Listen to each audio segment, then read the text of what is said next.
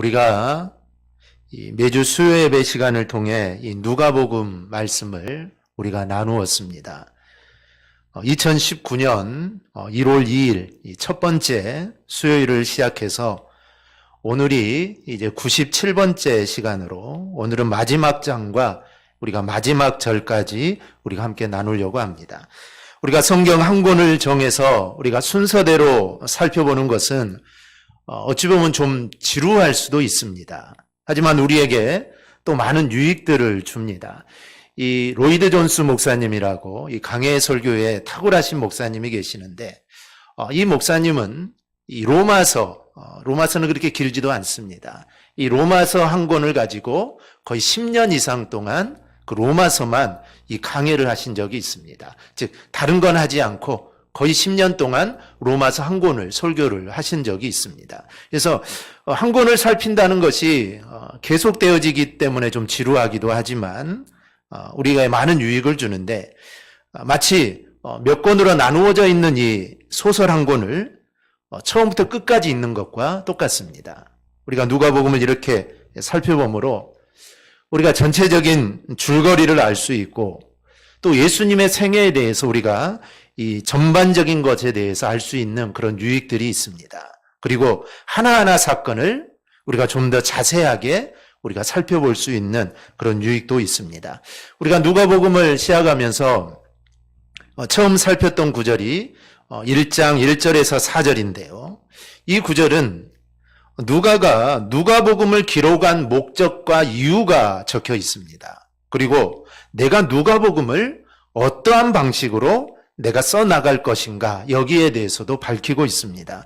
그 중에 1절과 3절을 보면 우리 중에 이루어진 사실에 대하여 그 모든 일을 근원부터 자세히 미루어 살핀 나도 데오빌로 각하에게 차례대로 써보내는 것이 좋은 줄 알았노니. 여기에서 이야기하는 대로 누가는 예수님을 통해 자신들에게 이루어진 일들에 대해서 이 차례대로 썼습니다. 즉 여기 썼다가 갑자기 뛰어넘어서 다른 부분을 쓴 것이 아니라 차례대로 썼다라고 이렇게 기록을 합니다. 그래서 우리는 누가복음을 통해 예수님의 탄생이 알려주는 그 이야기부터 그리고 유년 시절 이야기 그리고 공생의 이야기 그리고 주님이 보여주신 그런 이적과 여러 가지 이야기들 그리고 이 십자가의 고난으로 나아가는 이야기를 우리는 차례대로 우리가 살펴볼 수 있었던 겁니다. 그리고 오늘 우리는 누가가 일어난 일들을 차례대로 진술한 마지막 그 부분에 우리는 와 있습니다. 우리가 이 마지막 부분을 잘 이해하면 결국 하나님께서 누가복음을 통해 우리에게 주시는 그 말씀, 즉 명령이 무언가를 우리는 알 수가 있습니다. 그러니 이루어진 일의 이 마지막을 이야기하는 오늘 본문은 아주 중요하다고 할 수가 있습니다. 오늘 본문을 단순하게 어떤 일이 일어났는가로 우리가 나누어 보면 예수님은 부활하신 당신의 모습을 제자들에게 보이시면서 이 부활을 제자들에게 확증시켜 주십니다. 그리고 제자들에게 사명을 주시고 또 성령을 약속해 주십니다. 그리고 제일 마지막으로 축복하시면서 하늘로 올라가시게 됩니다. 그런데 우리 누가복음을 통해서 하나님이 우리에게 바라시는 것이 무언가를 우리는 깨달아야 합니다. 즉 일련의 사건들이 중요한 것이 아니라 이 사건을 통해 하나님께서 우리에게 무엇을 원하고 계실까 이걸 깨닫는 것이 중요합니다. 우리가 보통 편지나 이 글을 보면 가장 중요한 것은 맨 마지막에 기록을 합니다. 왜냐하면 마지막에 있어야 우리가 기억을 잘 할 수 있기 때문입니다. 만약에 맨 처음에 가장 중요한 이야기를 하면은 글을 읽어가는 동안에 그것을 우리가 잊어버리게 됩니다. 우리가 누가복음을 거의 2년간에 걸쳐서 살펴봤는데 앞에는 잘 기억이 나지 않습니다. 지난주 거는 좀 기억이 나고 또 그 지난주 거도 잘 기억이 나지 않습니다. 그래서 오늘 마찬가지로 누가복음도 가장 중요한 이야기를 누가는 맨 마지막에 기록을 합니다. 그래서 이걸 읽는 독자들로부터 그걸 잊어버리지 말고 좀 잘 기억하기를 원했던 것입니다. 우리가 성경 전체가 다 중요합니다. 성경도 다 중요하지만 주님이 정말 하고 싶으셨던 말씀이 오늘 마지막에 있습니다. 첫 번째로 주님은 이 부활을 확증하여 주셨습니다. 이 36절을 보면 주님께서 제자들에게 나타나시는 장면이 나옵니다. 그런데 주님은 그들이 부활에 대해 이야기를 하고 있을 때 친히 나타나셔서 너희에게 평강이 있을지어다 라고 말씀을 합니다. 그럼 지금 제자들은 누구와 어떤 이야기를 하고 있을까요? 이 35절에 언급된 대로 엠마오로 내려가던 두 제자가 예수님을 만나게 됩니다. 처음에는 예수님인지 몰랐는데 나중에 알고 보니, 깨닫고 보니 바로 그분이 부활하신 주님이었던 겁니다. 그래서 우리가 지난주에 살펴봤지만 그들이 예루살렘으로 돌아가서 제자들과 이야기를 나눕니다. 바로 이 장면입니다. 즉 제자들과 주님의 부활에 대해 이야기를 하고 있는 겁니다. 그런데 그 자리에 바로 그 주님이 나타나시게 됩니다. 그런데 이 37절을 보면 그들이 놀라고 무서워하여 그 보는 것을 영으로 생각하는지라. 그들이 주님을 보면서도 두려워하여 영으로 생각합니다. 여기서 영이라는 이 표현은 육체를 가지지 않는 유령이라는 뜻입니다. 즉 주님을 보고 있지만 그 주님을 유령이라고 합니다. 이 마가복음 6장을 보면 주님께서 무리를 걸어오실 때 제자들은 그 주님을 보고 두려워서 그때도 유령을 보는 것 같이 말을 합니다. 이번에도 그렇게 유령으로 생각했던 겁니다. 왜냐하면 주님이 살아났을 거라는 생각을 하지를 못했던 겁니다. 이 막달라 마리아와 베드로는 부활한 주님을 이미 보았지만 저들은 아직 보지를 못했습니다. 그리고 실제 육신으로 나타나셨음에도 제대로 깨닫지를 못합니다. 그러자 주님께서는 저들의 의심을 사라지게 하시고자 이 손과 발을 보여주십니다. 왜냐하면 손과 발에는 주님의 못자국이 있기 때문이죠. 그래서 그걸 보여줍니다. 그리고 만져보라고 합니다. 또 보는 것만으로 믿지 못할 것 같으니까 한번 만져보라는 겁니다. 그런데 제자들은 주님의 손과 발을 만져보면서도 십자가에 달리신 흔적을 실제로 보면서도 그들은 믿지를 못합니다. 이번에는 뭐라고 합니까? 41절을 보면 너무 기뻐서 믿지 못한다고 합니다. 너무 기쁜데 못 믿겠다는 겁니다. 지금까지 마리아의 말을 들었고 이 베드로의 말을 들었을 뿐입니다. 그리고 엠마오로 가던 두 제자가 주님을 만난 이야기를 해서 들었습니다. 그러나 이건 어디까지나 들은 이야기입니다. 자신들이 실제로 본 이야기가 아니죠. 그리고 이 마리아나 베드로 그리고 이 글로바와 그의 친구가 이 거짓말을 한다고는 생각하지 않았을 겁니다. 저들의 말대로 아마 예수님은 부활했을 거라고 그들은 생각을 하게 됩니다. 그 단순히 생각이죠. 믿을 만한 사람들의 이야기니까 거짓말은 아니겠지. 그런데 도무지 알 수는 없다는 겁니다. 왜냐하면 죽었던 자가 살아난다는 것은 이거는 있을 수 없는 일이기 때문입니다. 도저히 이성으로 이해할 수 없습니다. 죽은 자가 살아나서 내 앞에 온다고 해도 이거는 쉽게 믿을 수가 없는 일입니다. 그래서 저들은 듣던 대로 주님이 직접 나타나셔서 또 직접 만져보라고 하니까 굉장히 놀라면서 도대체 이게 무슨 일인지 어안이 벙벙해져 있는 겁니다. 제자들이 이런 반응을 보이자 주님이 한 걸음 더 나가십니다. 41절, 43절을 보면 먹을 것을 달라고 하셔서 제자들이 보는 앞에서 구운 생선 한 토막을 드셨습니다. 그렇다면 이 예수님께서는 이렇게 친히 음식을 달라 하시고 이 제자들이 보는 앞에서 생선을 드셨을까요? 이렇게 하신 이유는 예수님의 부활에 대한 제자들의 이해를 돕기 위한 것입니다. 예수님이 직접 음식을 드신 것을 보여주심으로 자신은 유령이 아니다는 겁니다. 왜냐하면 유령은 먹을 수가 없죠. 먹을 수가 없는데 나는 직접 먹고 있으니 내가 몸으로, 내가 유령으로 살아난 것이 아니라 내가 몸으로 다시 완벽하게 살아나셨음을 제자들에게 지금 증거하고 계십니다. 누가복음 8장을 보면 실제 예수님은 이 어린 소녀를 살리셨을 때에도 먹을 것을 주어서 먹게 하셨습니다. 이것은 이 아이가 완전히 살아났음을 말해주는 것입니다. 이러한 예수님의 태도에서 우리가 배울 수 있는 것이 있습니다. 그것은 아직 믿음이 연약한 성도들에 대한 이 세심한 배려입니다. 예수님께서는 제자들의 믿음 없음을 책망하지 않았습니다. 원래는 책망을 받아야 합니다. 왜냐하면 그들은 3년 동안 함께 먹고 함께 자면서 말씀을 들었습니다. 그리고 주님은 내가 고난을 받아 죽게 될 것이고 그리고 죽은 지 내가 3일 만에 살아날 것이다. 예수님은 수도 없이 그들에게 말씀해 주셨고 또 그들은 들었습니다. 그리고 그 말씀 중에 하나인 고난을 받으시고 죽는 것, 이게 그들의 눈으로 그들은 다 보았습니다. 그러니 다른 사람은 모르더라도 이 제자들은 그래도 좀 믿어야 하는데 그러지 못했으니 이 제자들은 당연히 책망을 받아야 합니다. 즉 주님께 꾸중을 들어야 합니다. 그런데 주님은 책망하지 않으셨습니다. 책망하지 않으시고 부활에 대해 납득할 수 있도록 증거들을 계속해서 보여주신 겁니다. 그런데 여기서도 중요한 것이 하나가 있습니다. 우리가 지난주 살펴본 이 엠마오로 가는 두 제자에게도 나타났던 일입니다.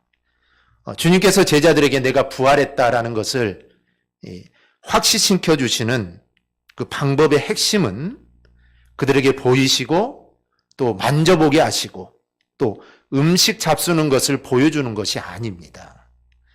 이런 것들은 모두 놀라운 것이지만 부활에 대한 확신은 이런 것들로 인해 얻어지는 것이 아닙니다. 우리가 엠마오로 가는 두 제자를 통해 우리가 보지 않았습니까? 그들은 주님과 함께 있었지만 부활하신 주님을 깨닫지 못했습니다. 그런데 그들이 언제 깨닫습니까?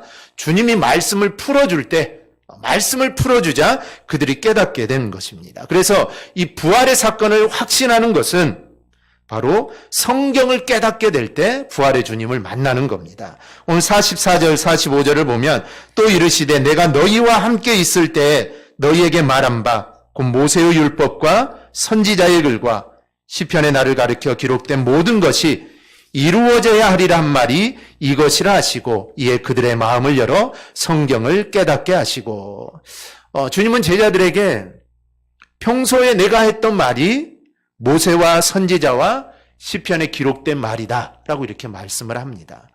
이것은 무엇을 말씀하는 겁니까? 내가 하는 모든 말이 다 성경을 이야기하는 거다라는 것입니다. 다른 걸 이야기하는 것이 아니라 내가 지어낸 이야기도 아니고 바로 기록된 성경 말씀이라는 것입니다. 결국 구약에서 이야기하는 것은 모두 주님을 가리키는 겁니다. 그리고 주님은 제자들의 마음을 열어서 이 말씀을 이제 깨닫게 해주십니다. 그리고 말씀을 깨닫게 해주시는 이유가 있습니다. 47절입니다.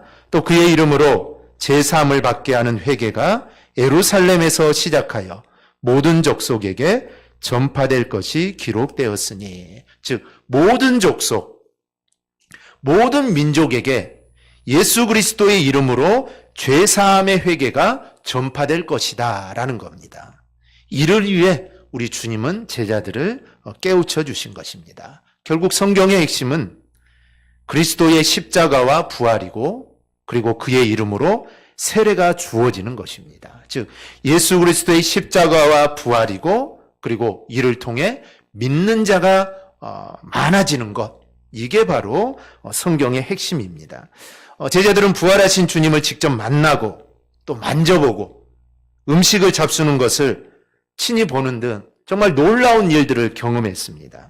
하지만 주님의 십자가와 부활에 대해 제대로 깨닫는 것은 바로 성경을 깨닫게 되는 데서부터 이루어진 것입니다. 우리는 주님을 향한 온전한 믿음을 어디에서 얻을 수 있을까요? 오늘 제자들처럼 정말 죽은 자가 살아나는 것과 같은 기적을 봐야만 우리의 믿음이 생기는 걸까요? 이런 기적도 우리에게 도움을 주기는 합니다. 그러나 우리에게 온전한 믿음은 성경을 통해서 얻어야 합니다. 그러니 주님의 제자인 우리는 늘 성경을 가까이 해야 합니다. 성경을 읽다 보면 성령께서 우리로 하여금 주님에 대해서 깊이 깨닫게 하십니다. 그러니까 부활의 주님을 우리가 만나는 겁니다. 말씀이, 성경 말씀이 그냥 소설 이야기가 아니라 이 말씀을 읽다 보면 주님이 어떤 분인가를 우리는 깨닫게 됩니다. 그러니 부활하신 그 주님을 우리가 만나게 되는 것입니다. 성경을 통하여 부활하신 주님을 만난 자가 정말 흔들리지 않는 그 믿음으로 온전히 헌신할 수 있는 겁니다. 믿음을 우리가 다른 방법으로 우리가 생길 거라고 생각해서는 안 됩니다. 주위에 믿음이 좋은 성도님들을 우리가 보면은 그들의 믿음이 그냥 이루어진 것은 아닙니다. 늘 말씀과 가까이 하는 삶을 살았기에, 그리고 지금도 말씀과 가까이 하는 삶을 살기에 흔들리지 않는 믿음을 소유한 것입니다. 그러므로 우리도 잘 믿는 자, 정말 온전한 믿음을 가진 성도가 되기 위해서는 우리가 성경에 관심을 가져야 된다는 것을 우리는 절대로 잊어서는 안 됩니다. 그래서 우리가 성경에 관심을 가지고 우리가 늘 말씀과 동행하는 그런 삶을 살아가기를 주님의 이름으로 축원합니다. 두 번째로, 주님은 제자들을 축복하시면서 하늘로 올라가셨습니다. 누가복음 제일 마지막 부분을 보면 주님께서 제자들을 베다니 앞까지 데리고 나가십니다. 그리고 그들에게 손을 들어 축복하십니다. 그리고 축복하실 때 하늘로 오르십니다. 이를 지켜본 제자들은 기쁨으로 예루살렘에 돌아가 성전에서 하나님을 찬양하기를 계속합니다. 이게 누가가 차례대로 본 것을 기록한 마지막 모습입니다. 주님이 이런 모습을 보이신 이유가 있습니다. 우선적으로 생각할 것은 바로 주님의 영광스러움입니다. 주님은 그동안 공생의 기간 동안 제자들과 함께 했습니다. 그동안 한 번도 주님은 하나님이 아니신 적이 없습니다. 그러나 동시에 주님은 한 번도 사람이 아니신 적이 없습니다. 이것을 가지고 이성일 인격이다라고 이렇게 말을 합니다. 즉 주님 안에는, 예수님 안에는 두 가지 성, 즉 신성과 인성을 동시에 가지고 계신다는 뜻입니다. 그러나 그 안에 있는 이 신성과 인성이 혼동되지 않고 함께 계십니다. 우리 안에 두 가지 마음이 있으면 이러기도 하고 저러기도 하고 그러는데, 주님 안에는 신성과 인성이 함께 있지만 이게 주님을 혼란스럽게 하지 않습니다. 즉 주님은 완전한 인간이면서 또 완전한 신이십니다. 이것이 바로 우리가 믿는 예수님의 신성과 또 예수님의 바로 이 인성입니다. 그런데 육신을 가지신 주님의 모습에 제자들은 더 관심이 많았습니다. 그래서 이 예수님이 로마를 물리치고 왕이 되기를 바랐던 것도 예수님의 어찌 보면은 인성에 더 이 관심이 있었던 겁니다. 그런데 주님께서 영광을 받으실 하나님이라는 것, 이거에 대해서 제자들은 조금 약한 면들이 있었습니다. 그래서 주님은 이제 부활하심으로, 그리고 제자들이 보는 앞에서 하늘로 올라가심으로 그의 하나님 되심을 지금 분명하게 보여주시는 겁니다.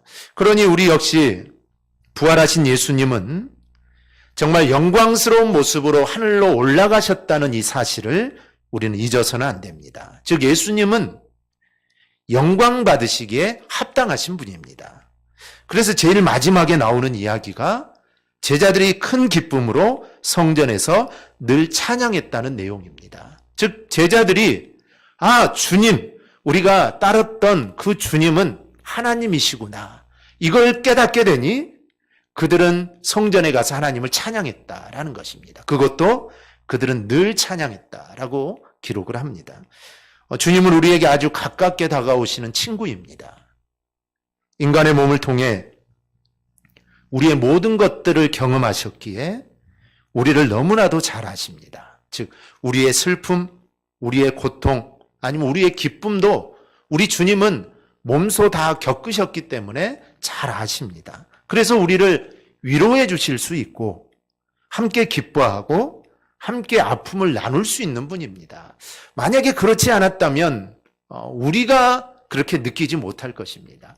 우리의 아픔도 겪어보지 못하고 아니면 우리의 슬픔, 우리의 기쁨도 겪어보지 못했는데 어떻게 우리를 이해할 수 있을까 생각하지만 주님은 우리가 겪는 것들을 다 겪으셨습니다. 그러나 주님은 우리와 아주 가까운 친구로 이 땅에 오셨지만 동시에 그는 존귀와 영광을 받으실 하나님이시라는 점입니다. 그래서 우리는 정말 합당한 영광을 늘 주님께 올려드려야 합니다.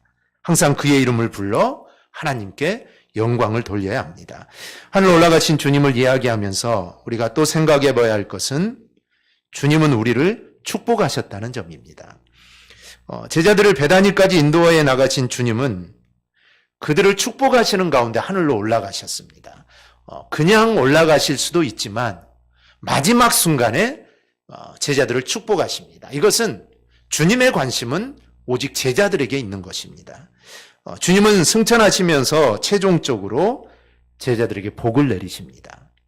그러니 앞으로 제자들이 어떠한 길을 가더라도 이제 문제가 되지 않습니다. 주님이 축복을 하셨는데 세상 그 무엇이 이 축복을 가로챌 수 있겠습니까? 이 축복의 현장에 있던 이 축복은 현장에 있던 제자들에게만 해당되는 것이 아닙니다. 오늘 본문에 읽는 우리 모두에게도 해당이 됩니다. 그러니 우리 역시 이 세상에서 두려워할 필요가 없습니다. 주님이 축복하셨던 자리는 모두 영광이 드러났던 자리입니다. 주님이 떡을 가지시고 축사하신 후에 떼어주니 어떻게 됐습니까? 5,000명이 먹고 남았고 또 4,000명이 먹고 남았습니다. 즉 주님이 축복하시면 이런 놀라운 일들이 일어납니다. 우리의 삶의 현장에서 우리가 부족하다고 느낄 때가 있습니다. 또 가난하다고 우리가 비관할 때도 있습니다. 그러나 그럴 필요가 전혀 없습니다.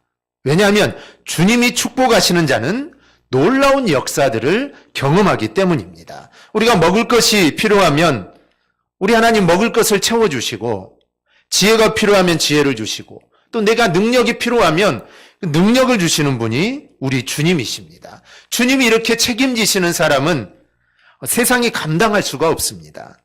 주님은 떡과 잔을 갖고 축사하신 후에 제자들에게 나눠주셨습니다. 이 떡과 잔은 곧 십자가에서 내 죄를 위해 몸을 찢으시고 피를 흘리시는 것을 의미합니다. 그래서 즉 성찬을 통하여 우리가 항상 주님과 함께 있는 것을 실현시켜 주시는 것입니다. 그래서 주님은 내가 다시 오는 그날까지 이것을 계속해서 하라라고 말씀하신 이유가 내가 항상 너와 함께 하겠다라는 말씀입니다. 오늘날도 마찬가지입니다. 목사가 주님을 대신하여 기도하고 이 떡을 떼고 잔을 나누면 그 떡과 잔에 참여할 때 주님께서 영적으로 우리 가운데 거하십니다. 그래서 우리에게 은혜를 주시고 우리가 새롭게 나갈 능력을 이 성찬의 의식을 통해 우리에게 허락해 주십니다. 이렇게 주님이 축복하는 자들은 주님의 은혜 안에서 이 돌봄을 받는 겁니다. 그러니 우리는 주님께서 하늘로 올라가시면서 이 축복하셨다는 사실을 우리는 절대로 잊어서는 안 됩니다. 우리가 살다 보면 힘든 일이 있습니다. 또 해결할 수 없어서 정말 쩔쩔매는 일들도 있습니다. 그럴 때 보면 내 자신이 왜 이렇게 초라할까 그런 생각들이 듭니다. 근데 또 문제를 척척 해결해 나가는 또 세상에서 소위 잘 나가는 사람들을 보면 참 부럽기도 합니다. 그런데 우리는 이런 생각들을 우리는 내려놓아야 합니다. 저와 여러분은 주님이 축복하신 자들이기 때문입니다. 그러니 우리가 할 일은 영광스러운 주님을 바라보며 오늘 제자들과 같이 주님을 찬송하기만 하면 됩니다. 역사를 이루실 주님을 찬송하면 됩니다. 이게 주님이 승천하시면서 우리에게 축복하신 이유입니다. 우리가 이 사실을 기억하고 정말 아무리 어렵고 힘들더라도 우리가 하나님을 찬양하며 살아가기를 주님의 이름으로 축원합니다. 세 번째로 주님은 사명을 주시는 것뿐만 아니라 그 사명을 이루도록 성령을 주십니다. 처음부터 차례대로 자세하게 전달하던 누가가 마지막에 이야기하는 것은 세 가지입니다. 부활하심을 확증하여 주신 일이 하나고 승천하면서 축복하신 일이 하나입니다. 이 둘 사이에 제자들에게 사명을 주시는 일이 나옵니다. 결국 이 둘은 사명 때문에 보여주는 일이라고 볼 수가 있습니다. 부활을 확신하는 자가 주님이 주시는 사명을 감당할 수 있습니다. 그러니 주님이 주시는 사명을 감당하는 자는 항상 주님이 축복하셨다는 사실을 잊지 말아야 합니다. 사명의 길이 어렵기에 좌절을 만날 때도 있습니다. 목회자뿐만 아니라 성도들도 다 마찬가지입니다. 우리는 그때마다 주님이 나를 축복해 주셨음을 기억하고 우리는 새 힘을 얻어야 합니다. 그럼 이제 남은 것은 하나, 그 사명은 과연 무엇일까라는 겁니다. 앞서 주님은 제자들에게 마음을 열어 성경을 깨닫게 해주셨습니다.